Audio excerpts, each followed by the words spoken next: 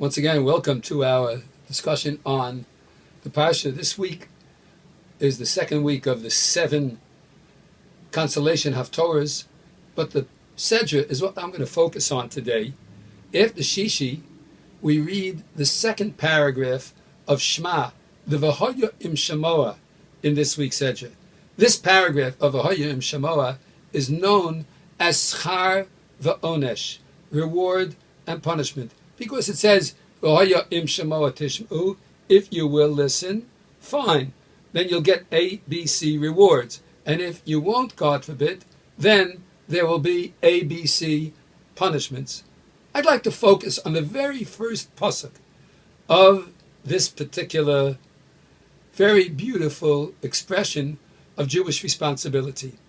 It says, V'hoya im Shemoah tishm'u el mitzvosai.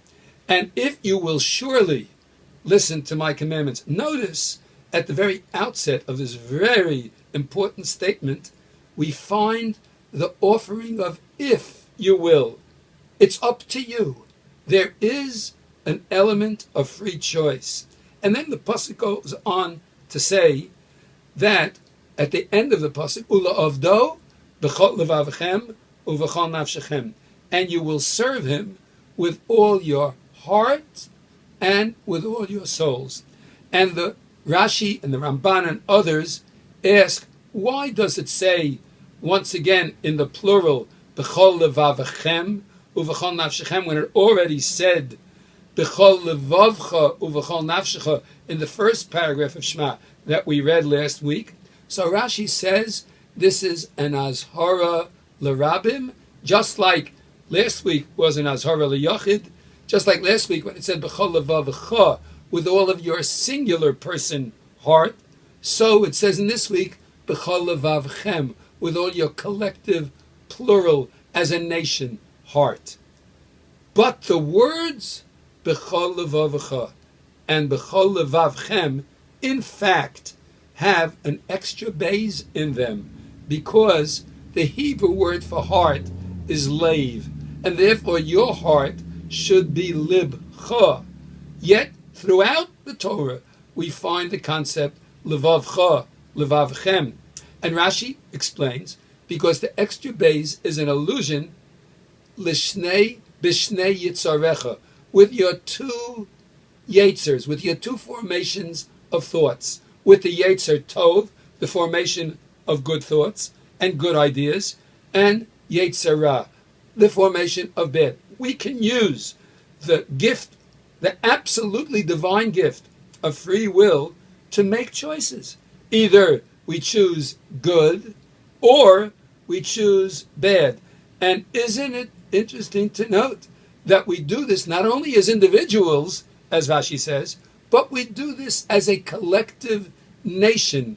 We choose as a nation to choose good. The Jewish people of all the centuries certainly made individual choices, but as a nation, when we make good choices, we see the nation of Israel building itself.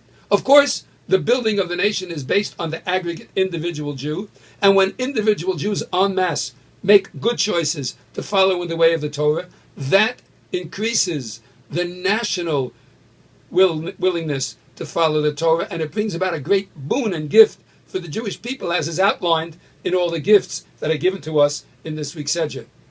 But it's also telling us that if, God forbid, someone chooses bad, the greatest gift of all can ultimately be lost in our lives.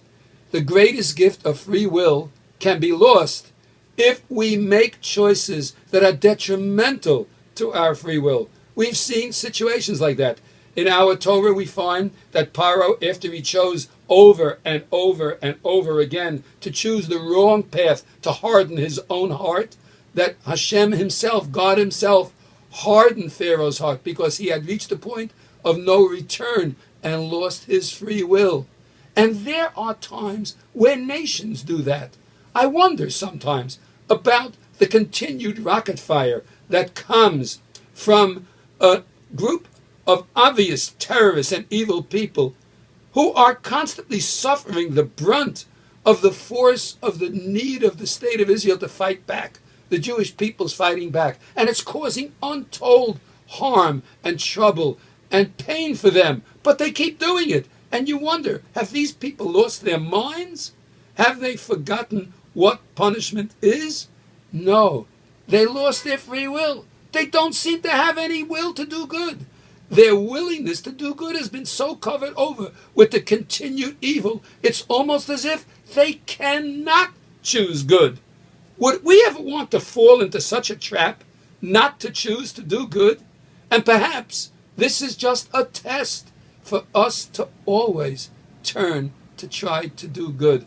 Someone in Shul mentioned to me this morning that there's a tremendous gift that has been given to us by Hamas, because he said the Rosh Tevas, the first letters stand for Hasidim, Misnagdim, and Sfardim, that the Jewish people have come together as a unit to recognize our loyalties and our unity, our oneness, and we hope that that oneness will be a oneness that will come together for the sake of the Torah, because if we choose to exercise our free will in the proper way, we truly are unstoppable, as the pasuk itself says, "V'hoya im shamoa tishmeu el mitzvosai."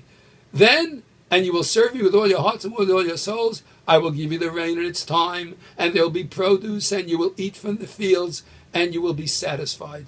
And hope and pray, we all hope and pray, that the unity of the Jewish people, the choice to free will of the Jewish people, will bring about that we will see the nechama of the ultimate return to Yerushalayim speedily in our time. Have a wonderful Shabbos.